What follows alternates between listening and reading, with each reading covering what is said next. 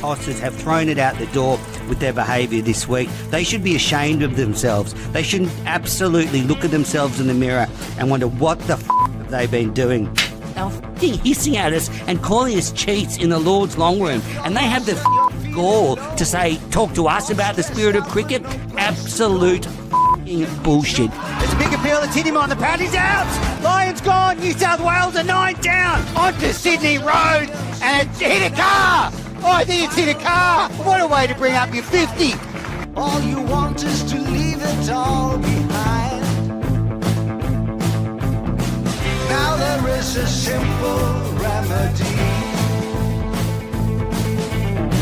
to stay fit for all eternity. Hello everybody and welcome back to the Cricket Unfiltered podcast. I have a very special guest, left arm quick bowler from the New South Wales Breakers, Lauren Cheatle. Lauren, welcome back to the podcast. We were saying before we started, you came on basically 7 years ago to the day. Yeah, pretty crazy to think about that long ago and being 18 and 26 now. But yeah, thanks for having me back. And actually, I went back and listened to bits and pieces of that interview 7 years ago. And already by then, you'd had a few ups and downs in your career. And you've had a few since then. It's hard to believe you've had such a long career and you're only 26. Yeah, it does. And I feel like potentially in that interview, I was talking about how many setbacks I've had, like you said, and I've had a fair few more. But yeah, it's so funny to think that I'm entering my 12th year of professional cricket and still being 26. So feeling very lucky in the same time that hopefully I've got a long career ahead of me still. Absolutely. And, you know, we're here at Cricket Central in Sydney recording this podcast. And, well, at the end of last season, you brought home the bacon for Cricket New South Wales, the WNCL champions, the first time, and I think almost 6 seasons. I mean, tell me, that must have been such a phenomenal experience lifting the title. Yeah, that was truly special, probably one of the highlights of my career thus far. And I think more so because of the journey it took to get there for that playing group. And yeah, it's been 5 years of a lot of hard work for that group and a lot of times finishing, middle, lower order in that table of WNCL, and to finally see all the hard work and whatnot pay off was yeah, it was really amazing, and such a special group of people, not only cricketers, but just wonderful human beings, and an experience that was truly special. And to do it, at AB against Queensland, who were probably the favourites, and dare I say, in a favourable position during the game at one point, and for us to be able to pull that off was, yeah, absolutely amazing, and a memory that I truly cherish. Yeah, it's such a unique spot that this group of Breakers players have, coming in after such a long period of Cricket New South Wales dominance, but also the landscape has totally changed. For so long, Cricket New South Wales was streets ahead of every other state with their female programs. Now the rest of the country is thankfully caught up. And, your young group was under, a lot of pressure there for a few years, didn't get the results the previous generations had, but you fought through it and, a win against the odds must have been fantastic. Yeah, it was amazing. Like you said, I feel like, well, as a group, New South Wales won 20 out of 23, which is an exceptional record in any sport, male, female, anywhere in the world. So to have that kind of history behind us and knowing we were such a successful state, and then having, as you said, every other state compete and catch up, and what an exciting time for Australian cricket. But as a New South Wales unit, it was quite hard to know that our history had been so successful and we just weren't getting the results. So potentially had some pressures externally from our group to kind of question where we're at and if we're working hard enough and if we were the right group and right people. So to be able to turn that around after, as I said, that 5-year period was really special. And we worked really hard as a group on and off the field to get there. And so to finally get the result was, amazing. And hopefully the start of the next chapter for this group of Breakers players and moving forward to, hopefully win again and again. Absolutely. And you talk about those external pressures and people questioning, the players in the group, or, it's almost, such a unique spot because, this is, really the first group of professional female cricketers that have had, almost full-time contracts. Yeah. And every state has the same opportunity. I know when I first came into this group, I was probably one of 2 players that hadn't already played or was playing for the country. And we played 6 games a year. The Aussie players were always available. And so New South Wales was dominating the competition. I don't think anyone came anywhere near New South Wales. And now we see the talent of the Australian players quite spread across the country, and we hardly see them. You know, if we were to get Midge, Ash, Pez and Litch in a game, I think you'd be cheering. And but unfortunately, or fortunately for them, they're on the road and playing international cricket where they should be. So that leaves the domestic cricketers at full time and quite a level playing field, I'd say. And it's been really cool to see that change in the landscape. And having players come out of a pathway and straight into full-time contracts has been really cool. And I think we're just starting to see that with the Kiva Brays and the Tara French, Jade Allen, like Claire Moore, those kind of players come through straight from underage career into professional contract and what that looks like. And it probably took a couple of years of finding our feet as a breakers unit, but I think we're there, and so are the other states. So it makes for a really great competition. God, we mentioned that podcast we did 7 years ago. You think of how the landscape has changed, even in your, career so far, and how much more professional the game's got. So just on that WNCL final, I mean, what a performance from you. A couple of wickets, and then a turning point with the run out at the non-strikers end of Georgia Redmayne. Bit of a deflection off the batter ran out the non-striker, who was in good form in 90-odd, not out. And when I was watching the replay today, I was thinking, if anyone deserves a bit of luck, it's probably you, Lauren. Like, you deserve that. Yeah, I definitely won't take credit for it. I was trying to catch the ball from a return catch, but unfortunately or fortunately, completely missed it off the thumb onto the stumps. And I think you try and earn that luck by the work you've done prior. And I'll say I'll never take credit for it. It's definitely not what I was intending to do, but it happened to fall that way. And I think from there as a unit, we really put the screws on and earned that win from there. But Georgia was batting phenomenally and we couldn't really get her out. So I feel like, we were really lucky in that sense. But run out was the only way. That was the only way we were getting her out. And unfortunately for her, that she was just short. But I think it was a great game of cricket, a really cool spectacle. And so thankful we came out on top. Yeah, you do make your own luck through hard work, but you've been through a lot of struggles from, back issues, shoulder reconstructions. I think that was probably what you had when I interviewed you 7 years ago. It was coming out of the shoulder. Yeah, the first one. Yep, skin cancer diagnoses. So it's been an up and down road. So, I can imagine winning that title was a moment where you can really enjoy what you've done so far.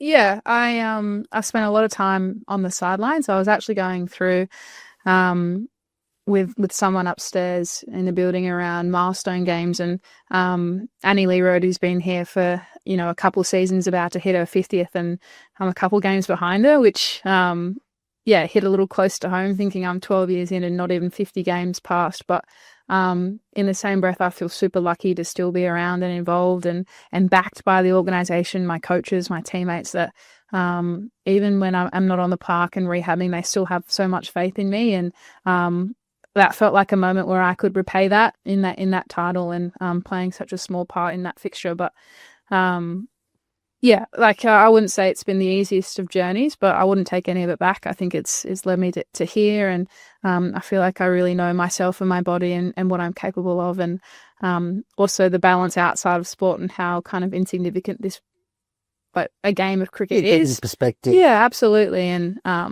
it's made me enjoy being on the park a whole lot more when I spent so much off it. Yeah, absolutely, and not insignificant. 2 for 32 in the final, and what do we got? 14 wickets for the season last year in the WNCL. So really good performances. Just on that about the sort of ups and downs in your 50th game. I mean, I don't know, do you take solace? I mean, there are lots of other bowlers who've been in a similar position and they get to their sort of late 20s, their body matures a little bit and they get on a really good run of playing. I mean, look at our Australian captain, Pat Cummins, in the men's team. I mean, same sort of situation. I mean, do you take some solace from that? Absolutely. And I kept being told I haven't even hit my prime years yet, so I'm hanging on to that for dear life. But I have full faith that I've still got a lot of good cricket ahead of me, and it's easy to look at our playing group and be one of the oldest and go, oh my goodness, I'm really like, I need to pick it up. Like I'm getting a bit older and whatnot. But when I step back, 26 is like nowhere near the end of a career. For some people, it's the start of a career. I think if you look at the men's side, I feel like that's the time when people kind of start entering teams and whatnot. But in women's career, I feel like on average, you start a bit younger and you enter programs a bit younger just from sheer amount of numbers and whatnot. So, and plus I was around when I was so young. I feel like I've been doing it for so long. But if I were to look at it right now, 26 is still so young in a playing career. So yeah, I'm holding on to the fact that I've still got some really, really good years, if not better years in front of me. So that's really helping me through if there is a little hurdle or I feel like I haven't really accomplished what I've wanted to in this time, that I've still got so much more time in cricket to achieve. And that just makes me really excited for the season ahead, really. Yeah, it's a really good balanced outlook. And, you know, I was preparing for this podcast. I listened to you with Maitland and Hannah on their podcast about a year ago. And you outlined to them how you'd gone through a really tough period sort of leading up to your Australian recall for that test in India. But before that, you'd almost thought about maybe taking a break from the game, giving it up. You had some really tough, I don't know what the injury was. You said it was just a minor injury, but it was kind of the final nail in the coffin that just pushed you over the edge. How did you sort of battle through that? Yeah, as I said, I don't think my career's ever been smooth sailing. And every time I felt like I was starting to get on a roll, something else popped up, and I felt like I was handling it quite well. And on the surface, I was trying to play it off like it was always fine. I always felt okay, and just got through my rehab and got back on the park. But I felt like I was going through this same cycle of, well, I'm not quite ready, but I'm ready enough to be available to play. Because I'm not ready, I'll get injured again, and then miss preseason because I'm rehabbing, not be as strong or fit where I need to be. And that kind of just that cycle of injury play. And the injury I was talking about was a little stress response in my shin, which needed maybe 2 weeks, 3 weeks of rest and then rebuild. Like it was so insignificant in the fact of like timelines in the season. I wasn't missing any cricket, but it was enough for me. Like it just broke me because it was like, oh, again, like this is just so annoying, so frustrating. And I feel like I'm doing everything right, but I'm not getting it back in reward. And for me, that reward was playing. Everyone here contracted for New South Wales or anyone wants to play cricket. And so I just felt like I was working really hard and not being able to be on the park, and just watching everyone else was just so difficult at that point. And it was just, yeah, as I said, it was just enough to be like, am I doing what I'm meant to be doing? Do I really want to do this again? Is cricket the answer?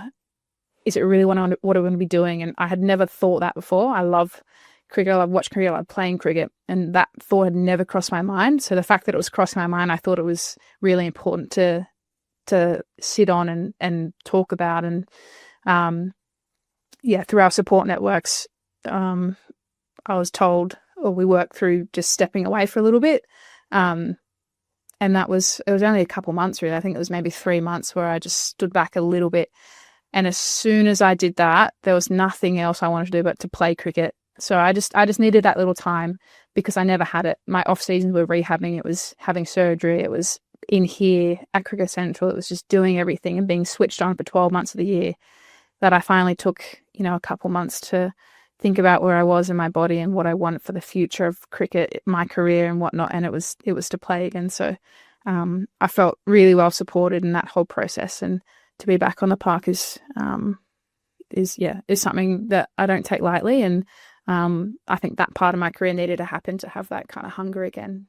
It's funny because it sounds like burnout, and this can be sort of translate to any walk of life, but it's funny. You can be aware of burnout and you can be conscious of trying to keep it away, but every now and then it can still, sneak up and grab you, and, you just need to take a break. Absolutely. And yeah, as I said, I was so well supported that process felt super easy, where it could have gone the other way. I feel like if I kept pushing through, or, I was, told it was insignificant, or that it was fine, that I might not still be playing and taking a different path. So I'm really happy and, thankful that it turned out the way that it did.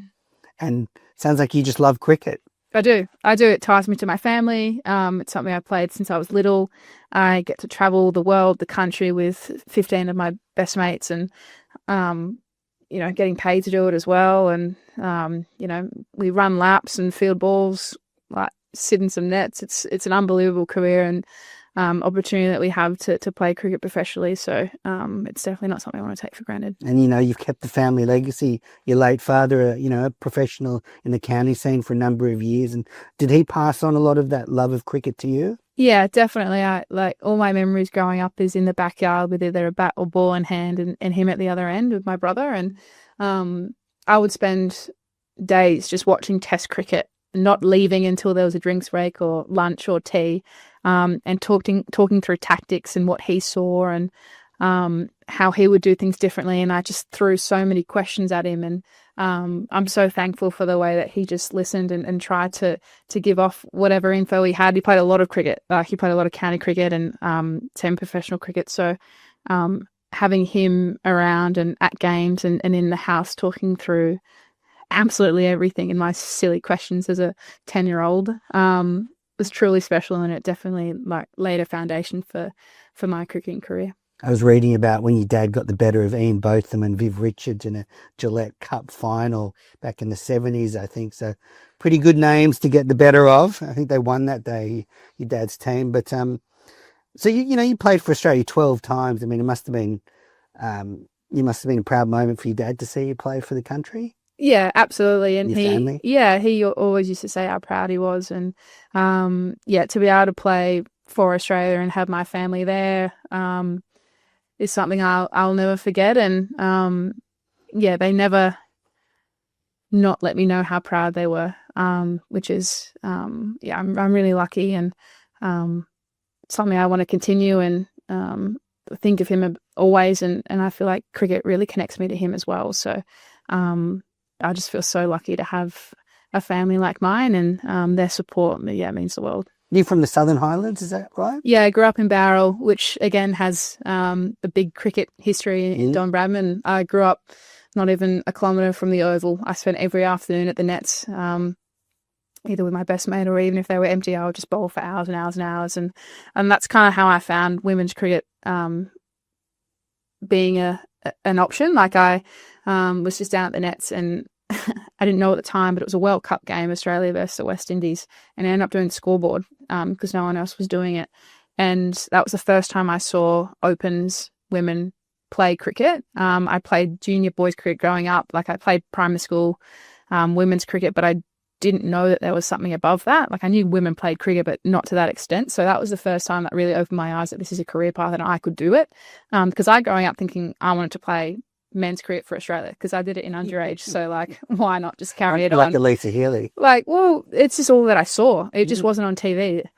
Unlike now, but once 2013 Women's World Cup, I think the final was on the Fashion Channel. Yeah. It's ridiculous. Like, to look back on, it's absolutely ridiculous that was the case. But that definitely changed the way that I view women's cricket and its pathway, which was really cool as well. Yeah, you're not the first woman I've heard say that they didn't even know there was a women's team. Let alone, you could make a career out of it. So you played for Australia a test against India in December 2023. That was the last time you played for Australia, but must have been brilliant to pull on the baggy green. Oh, so special, and an opportunity that I genuinely thought had passed me.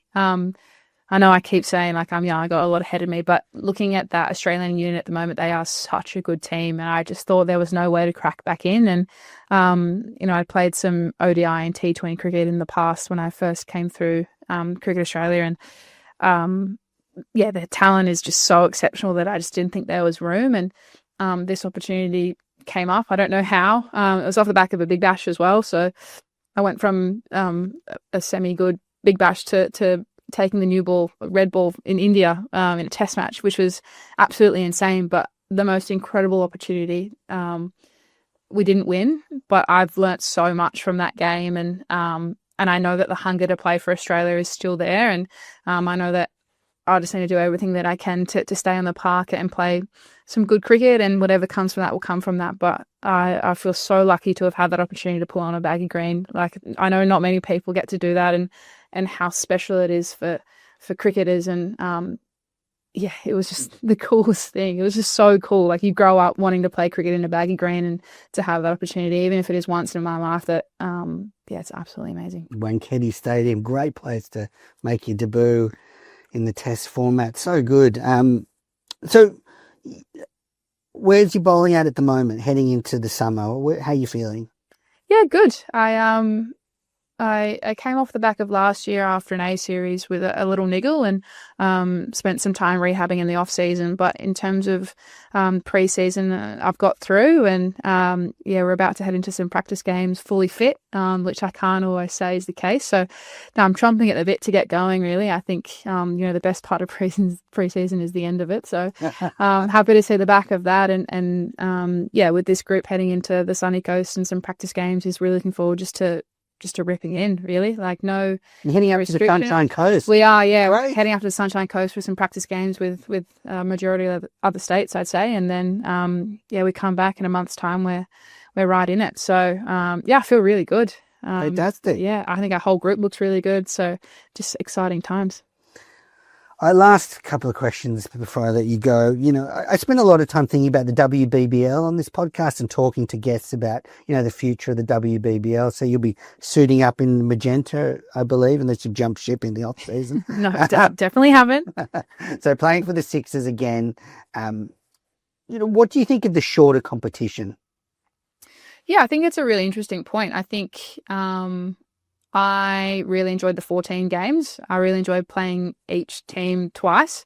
I think it meant that you truly, truly have the best 4 teams in the finals. But in the same sense, I do see the value in the 10-game system. I think we're going to keep more of the international players and a better competition going with 10 games. And I think it makes every game even the more important. So you've got to be switched on. You can't drop a game, otherwise you're behind the 8 ball. So yeah, I think I see value in both sides. We've obviously got the 10 games, so we've got to focus on that. And we've got the 4 games in the Spring Challenge, which help the lead up into. Go and talk about the Spring Challenge. Yeah, I think if we're looking at it as an opportunity for players to get ready for the Big Bash, so come game 1, everyone's ready and firing to go. I think it's a great competition.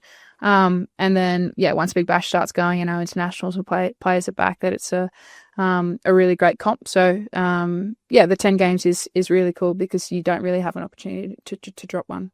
Yeah, I commentated on the Spring Challenge last year, and look, I would have preferred a state-based T20 competition, so there was a bit more jeopardy, and just add something different into the calendar. I mean, I'd love to see like New South Wales v Queensland in the 20-over format, but I do get why they've done that. And I look at someone like Sienna Ginger, who had some opportunities in the Spring Challenge, did really well, now done well for Australia A. Like, that is the benefit to the Spring Challenge. Yeah, absolutely. And I think you'll find that heading into the Spring Challenge, every team has to have an empty spot on their list. So there is definitely, for those that aren't contracted, there is definitely something to play for, which I think is really important. And you see people push their case. They might be playing for the Scorchers in the Spring Challenge and sign for the Heat. You never know where you're going to end up. And I think it's really cool that people have the opportunity to showcase their talent. And it also gets players ready for the first game. And yeah, I think there's great value in the competition. It is confusing for fans, though. I ran into a couple of people in the supermarket. It was like, oh, it's the WBBL starting. I was like, no, it's the Spring Challenge. Yeah, I think there's some teething issues that are being worked out, and I think that's happened in the first year of every competition. I think you'll find ways to do things better and change things. So hopefully everything's kind of moving in the right direction if this is going to be a road we take. Oh, absolutely, yeah. And just finally on the WBBL, we're recording this actually the morning after Phoebe Litchfield, Annabelle Sutherland and Nicola Carey won the 100, and Phoebe Litchfield, friend of the show, was player of the tournament for the Northern Superchargers. And, they played the final at Lords. They played the games before the men's games in the 100, so they get to play on the big ground. It is a bit of a quandary for the WBBL because it's almost exceeded the women's 100 and it has value in its own TV product, but that means you sort of play at the shoulder of the season, not in the big grounds. How do you feel about that? Yeah, it's a really interesting one. I think if you look back to Big Bash 01 and 02, we were playing before the men on all the big grounds and whatnot, and I feel like potentially where there could have been an improvement was the time in between the games. There was quite a big couple-hour gap in between the women's and the men's game, so it was quite hard for a young fan or a young family to sit through a women's game and a men's game with such a big gap in the middle. And I think that's where the 100 has really succeeded. Is I played there last year, and we'd finish a game, we're shaking hands, and the boys are warming up. So the crossover is nice and fast. The format's quite fast. But yeah, it's a really interesting point, because I also think in the 100 they have those middle grounds that they can fill out. I feel like in Australia we don't really have middle grounds with a capacity that's, you know, a couple thousand. I think North Sydney's a really good example, and I think we get a really great crowd there. But then you put that crowd in the SCG and it feels kind of empty. So Yes. I think England have the luxury of having those grounds where they're really great sizes for the women's fan base at the moment. And I think you always want that growing. And when you have games that are back-to-back, that favours that. And I think we could lean on that maybe a bit more here in the Big Bash. Maybe if the comp's a bit closer together. I know we see value in the product being a standalone, and that's fantastic. But I think there's always ways to improve on how you can keep growing that in a school holiday period, or more games at night, or less kind of Wednesday 10 o'clock kind of numbers. Course, so, but that's something I think that every party is looking at, which is really great for women's cricket and where that's heading. And I think the main point is everyone sees value in it and everyone sees it growing, which is I think at the crux of it needs to be really important, and it seems to be happening. So yeah, I definitely think there's room for improvement, and I also think it's getting looked at. So I think it's heading in the right direction. Who did you play for in the 100? I play for the Southern Brave. Nice. So how'd you go last year? We won one game. One game, wow. And one game in the 8, and then this year they won 8 out of 8, and then missed the final by the sounds of it. Yeah. So yeah, I mean, it's funny how that's a quick turnaround for the franchise, but I absolutely loved my time in the 100. I thought they were a great group. I thought it was set up really, really nicely, and just a really fun comp. And hopefully all the other competitions in the world are looking at each competition, seeing how they can grow from that. So yeah, it was really fun. Yeah, I think with the WBBL, I would like some more solid home games. Like the Sixers always play at North Sydney. And in fact, I think that Thunder should almost play there, which is not good for people out west, but have more regular home grounds where you sort of can build up some attachment to going there. Even, you know, Drummoyne's good for the Thunder, but, you know, they've got this carnival thing, which makes it, I think, hard to follow sometimes. Yeah, I feel like as soon as you have a stable place, as you said, to play, and you have a stable fan base who know they're always going to come to North Sydney to watch the Sixers, I think you find it in the men's. Of course. You know that the Sixers' home ground is the SCG, so when they have a home game, you're going to be at the SCG every time around the same time. And I think that really helps with the fan base, absolutely. So it's just trying to find a place in the calendar with the broadcast, and there's obviously so many intricacies that we probably don't know about of how they end up where they end up. But yeah, agreed. I feel like your home ground is your home ground, and it should be somewhere where you play every time you're at home, rather than moving around, and make a place your own. And I'm sure it's been looked at. I think it's definitely, from 5 years ago, I think it's definitely been improved. So if it stays on the same trajectory, I think we'll definitely have a solid home and away season, hopefully in the next few years. And how are the Sixers looking? You had a look at the list. How are you feeling? Yeah, I feel really good. Although I feel like I say this everywhere. I mean, every year, and so do a lot of people, that on paper the Sixers always look really good. I feel like I've heard that for the last 10 years. So it's just get some wins, transferring that on the paper team to playing some really good cricket on the field. You know, given we probably haven't had everything go our way in the last couple of years with injury and people available. You know, Pez missed the first game last year from a time from the previous year being too slow in over rates. So it's like, yeah, it doesn't feel like we've ever really just had everything go for us, and nor should it. It's professional sport, but I'm really looking forward to this year. I think having Mealy back will be unbelievable again. Millie Kerr. Yeah, some new recruits, Sophia Dunkley and Maddie Villiers, and you know, our stable Aussie players in Pez, Midge and Ash. So really, really excited to hit the ground running with the Sixers and see how we go. Well, I can't wait. We're recording this. It's early September. The sun is out in Sydney. The grass is being cut. The pitches are being rolled. So, Lauren, thank you so much for coming on Cricket Unfiltered again. It's been great to talk to you. I love your story and have a great summer. Thank you. Thanks so much for having me. Pleasure.